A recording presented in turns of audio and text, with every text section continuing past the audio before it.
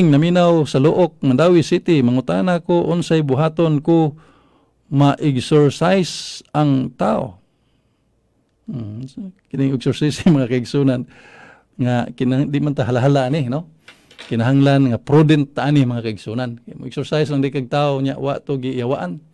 Unya maka-exercise sa pud ang atong mga kaparian, ang mga obispo mga kaigsunan. Ang mga lay, kana kay kini kong exercise mga kaigsunan usa na ka gimbuhaton nga diin gihatagan og faculty ang mga kaparian niya na ay by virtue of kining kining ang pagkapari nila nga sila prebiran o gili overan sa obispo mo nang aduna sila nasunod nga gahom sa pag-exercise.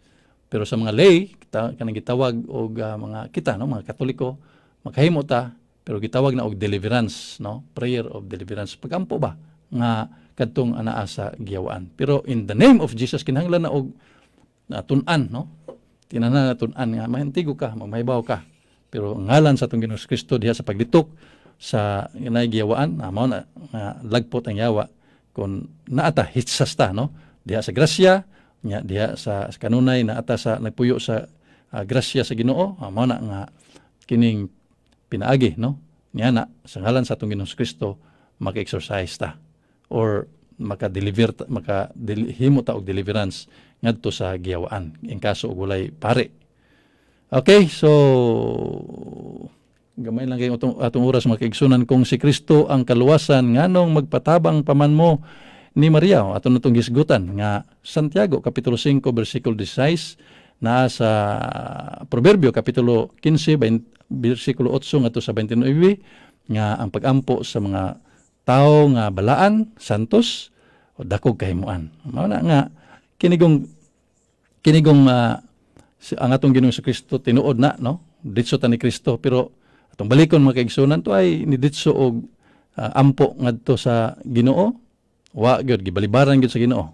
Aton magisgutan kaganiha diha sa Job kapitulo 42 bersikulo 8. Ningon man gani diha sa Job kapitulo 5 bersikulo 1, kung nakamatngon mo nga inyong pagampo wala dungga, pagpili og usa sa mga abyan na mga kaigsunan sa to pa magpili ka usa sa mga santos nga imong maabyan, nga imong himuon, nga maoy tigpatiliwala ngadto sa Ginoo.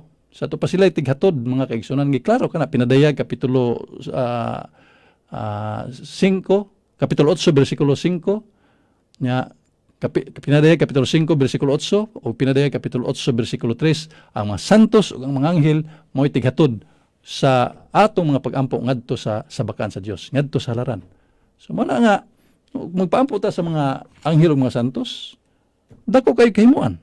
Mo na hinungdan igsuon, kay lagi atong balikon, atong respetuhan ang mga pagtulon-an nga gitudlo sa atong Ginoong Kristo, dili kay ato yung kaugalingon may atong kuanon ba, may atong ihamhaom diya sa balaang kasulatan. Vivian sa lahog. Salamat kayo.